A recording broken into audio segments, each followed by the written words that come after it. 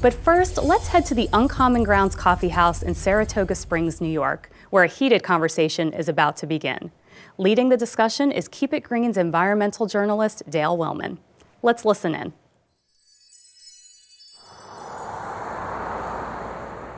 We pride ourselves in this country as being champions of human rights. It's written into our Constitution that all men are created equal. We take umbrage when we see things like Tiananmen Square, when we hear stories about slave labor in Africa producing goods. We become outraged about this, and yet we're still willing to buy our sneakers from countries where they have children manufacturing those shoes. Is this being hypocritical?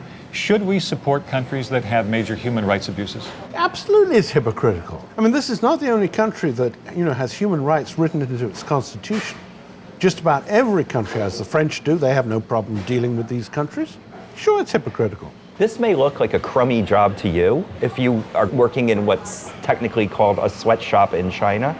But in fact, in China, for young women who are desperate to get off the farm, this is the best job they can get. That argument's not addressing a very important issue, though, and that's in this country we've spent 100 years of solid labor history with workers fighting for a living standard that didn't involve abuses of one sort or another. Child labor, slave labor. How can we say it's okay to do business with China knowing that they have very active and sometimes legalized systems like Laogai, the prison system that they use for free work from their prison laborers? How can we say that there's justice in that? You're on a slippery slope. You're never going to win with it.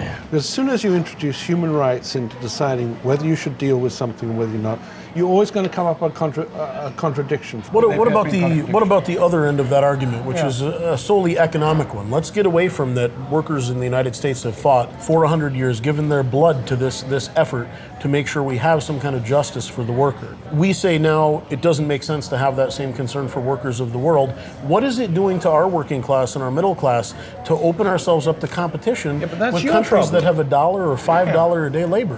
Why don't you separate private morality and public policy? When we put that private morality into public policy and we put it in writing and make it law, that's when we get into problems. Maybe that's one of the issues here. I mean, even when we legislate morality, in a sense, by having this standard that we subscribe to in this country, we're still willing to go out to Walmart and get that cheap underwear or those sneakers that are made someplace where there likely are human rights abuses in place. Where I see the public policy value in commenting on this at all is really in promoting transparency. Give people information. I think Matt is right. I mean, we don't obviously want to buy slave labor goods, but what I want to buy and what you want to buy and what you want to buy may not be the same thing. But if we knew where things were made, if we were aware of the circumstances in which they were made, we could start using our private morality to make more informed judgments as consumers. People don't use their private morality to make decisions about purchasing. We do go to Walmart, and in general, we could care less if a child made our pair of shoes. What is wrong with providing information? Point of origin, difficulties in that country.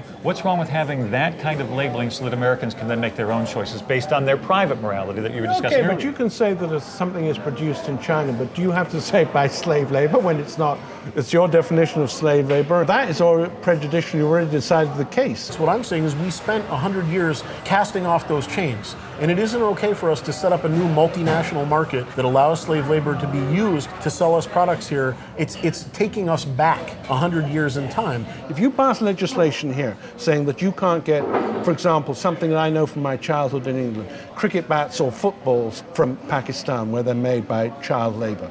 If you disallow that, you in fact impose a great penalty on the kids in those countries and on the families who rely on those kids to supplement the family income. It's good in the abstract, it's good in theory, but in reality, what you're doing is impoverishing a whole lot of millions of people who have no vote in the United States to say, well, we don't happen to agree. When it comes to the end of the day, I got to say what I'm pulling from this is that maybe we shouldn't legislate morality, maybe we can, but what I want from this is I want information. I want to be able to make informed choices, and when I go to the store and purchase something, I want to know what I'm buying, where it came from, how it was made, and make that choice based on what I believe in. But I really appreciate you all being here today. Thanks a lot.